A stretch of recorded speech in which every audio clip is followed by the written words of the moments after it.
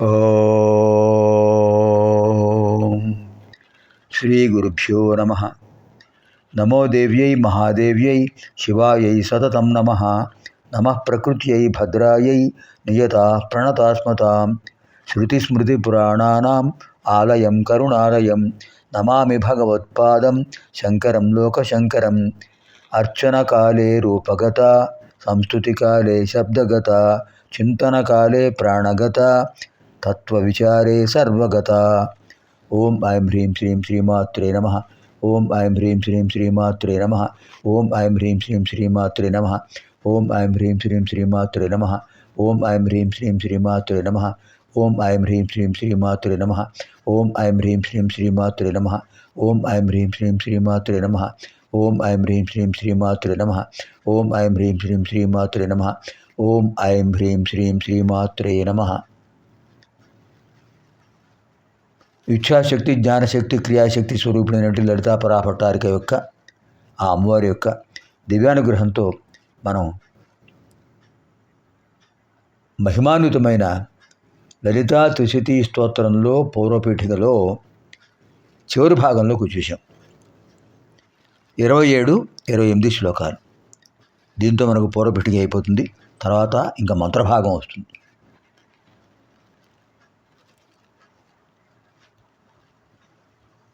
27 శ్లోకం.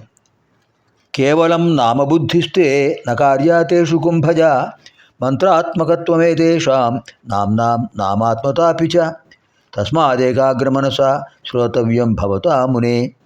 సూత ఉవాచ ఇత్యుక్త్వా తు హయగ్రీవః ప్రోచే నామశ తత్రయం.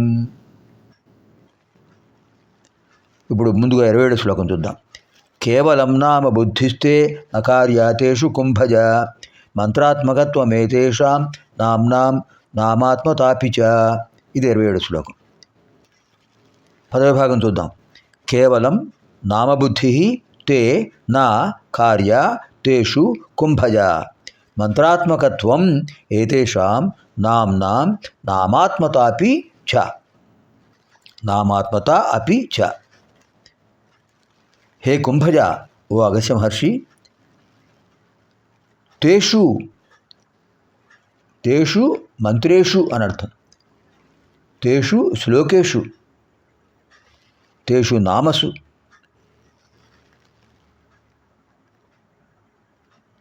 తే నీకు నామబుద్ధి కేవలం నకార్య. కేవలం నామబుద్ధి నకార్య. ఇవేమిటి, నామాలే కదా అనే ఆలోచన పెట్టుకోకయ్యా. నామము వేరు, మంత్రం వేరు. నామాత్మకతలో మంత్రాత్మకత ఉండదు అని చోట్ల, మంత్రాత్మకతలో నామాత్మకత ఉండదు అని చోట్ల. కొన్ని చోట్ల మాత్రమే నామాత్మకత ఉంటుంది, కొన్ని చోట్ల మంత్రాత్మకత ఉంటుంది. కానీ లలితా సహస్రనామం కానీ, లలితా త్రిశతి కానీ, లలితా అష్టోత్తర శతనామం కానీ, ఈ వీటిలో ఉన్నటువంటి ప్రతి నామం కూడా మంత్రాత్మకమే. నామాత్మకత్వే మంత్రాత్మకత్వం చ అస్తి అస్తి అస్తి. నామంలోనే మంత్రం కూడా ఉన్నది ఉన్నది ఉన్నది. అది హయగ్రీవ స్వామివారు చెప్పేది. కేవలం నామబుద్ధిస్తే నకార్య తేషు కుంభజ. హే కుంభజ, తేషు వాటి యందు అంటే ఈ శ్లోకంలో యందు కేవలం నామబుద్ధి, కేవలం నామాలే కదా అనే ఆలోచన తే నీకు నకార్య పనికిరాదు. నువ్వు అలా ఆలోచన పెట్టుకోకు, ఆ భావన ఉంచుకోకు నువ్వు.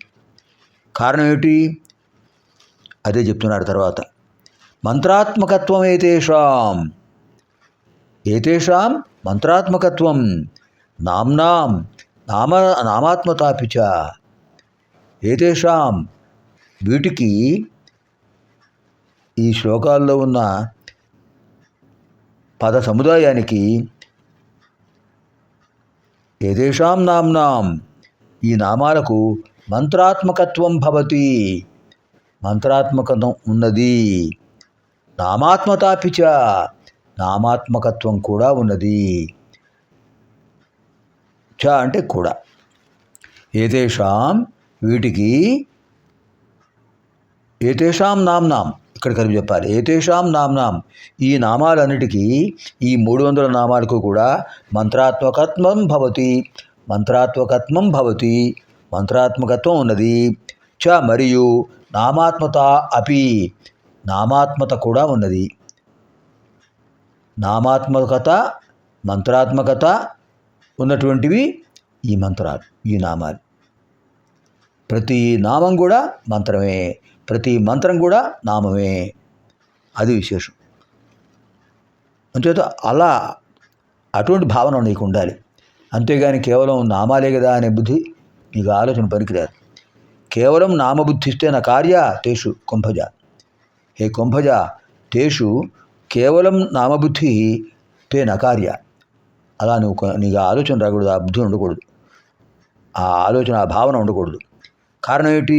ఏతేషాం నామ్నాం, ఈ నామాలన్నిటికీ కూడా మంత్రాత్మకత్వం నామాత్మతాపిచ, మంత్రాత్మకత్వం ఉన్నది, నామాత్మకత్వం ఉన్నది. తర్వాత 28. తస్మాత్ ఏకాగ్రమనస శ్రోతవ్యం భవతా మునే, తస్మాత్ ఏకాగ్రమనస శ్రోతవ్యం భవతా మునే అని శ్లోక పూర్వార్థం హయగ్రీవ స్వామి వారు చెప్పారు. శ్లోకం ఉత్తరార్థంలో సోతౌ వాచ, సూతుల వారు వ్యాఖ్యానం, సూతుల వారు చెప్పే మాట. ఇత్యుక్త్వాతు హయగ్రీవ ప్రోచే నామశతత్రయం. ఇది 28వ శ్లోకంలో ఉత్తర భాగం, ఉత్తరార్థం. తస్మాత్ ఏకాగ్ర మనస శ్రోతవ్యం భవతా మునే. ఇది 28వ శ్లోకంలో పూర్వార్థం.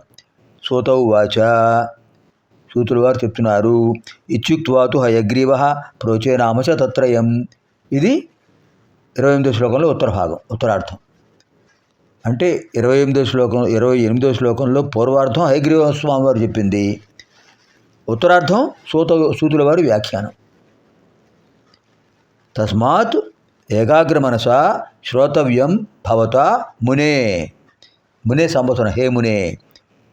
సూతః ఉవాచ ఇతి ఉక్త్వా తు హయగ్రీవః ప్రోచే నామశతత్రయం.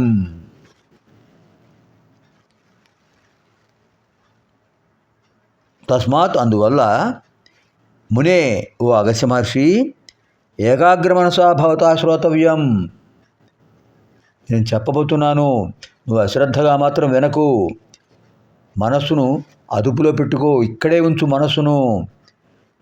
నువ్వు ఇక్కడే ఉన్నావు కానీ మనస్సును ఇక్కడ ఉండకపోవచ్చు, ఎటో త్వరగా తిరుగుతుండొచ్చు.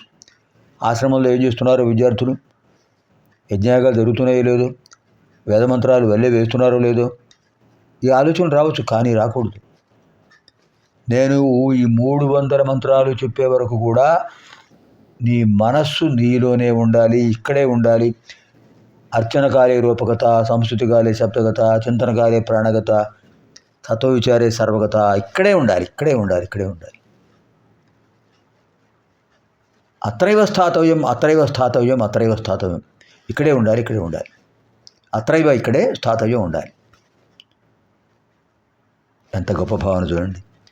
తస్మాత్ అందువల్ల, భవతా హే మునే, ఓ అగస్త్య మహర్షి, భవతా శ్రోతవ్యం, నువ్వు వినాలి. ఏ విధంగా? ఏకాగ్ర మనసా శ్రోతవ్యం, ఏకాగ్రతతో కూడిన మనస్సుతో వినాలి, ఏకాగ్రభావంతో వినాలి, మనస్సును పెట్టాలి. చూడండి, మనం ఏదైనా పని చేసినప్పుడు మనస్సు అక్కడ లేకుండా మనస్సు మరో భావనలో ఉంటే ఆ పని చేయలేం.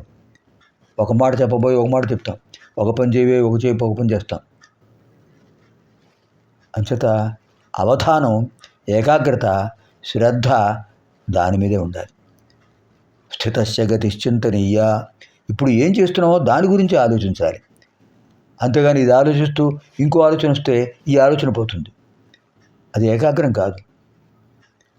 ఏకాగ్ర ఒకదాని మీదే ఉండాలి. ఏకాగ్ర ఒక్కదాని మీదే నిలిచి ఉండాలి, అది ఏకాగ్రత. అంచేత ఏం చెప్పారు? ఏకాగ్ర మనస అని చెప్పారు ప్రత్యేకంగా హయగ్రీవ స్వామి వారు.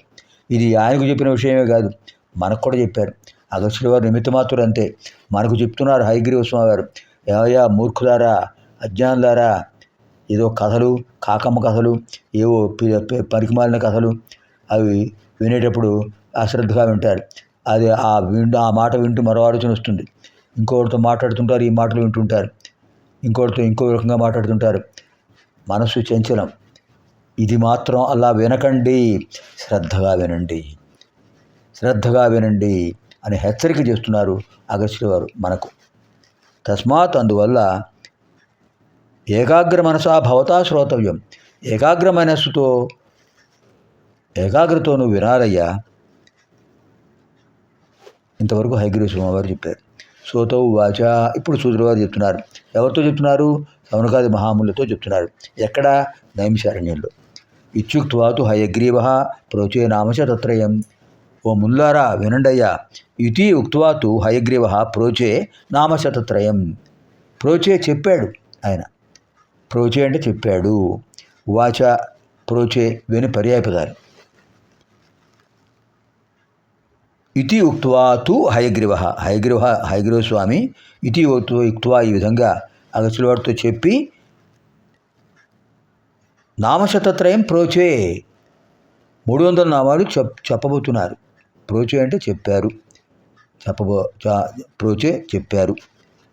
ఊచే ప్రోచే చెప్పారు, బాగా చెప్పారు. ఆధ్యాత్మిక విషయం కనుక సమగ్రంగా చెప్పారు. అంతేగాని కొన్ని ఇప్పుడు చెప్పి కొన్ని తర్వాత చెప్తానటం కాదు.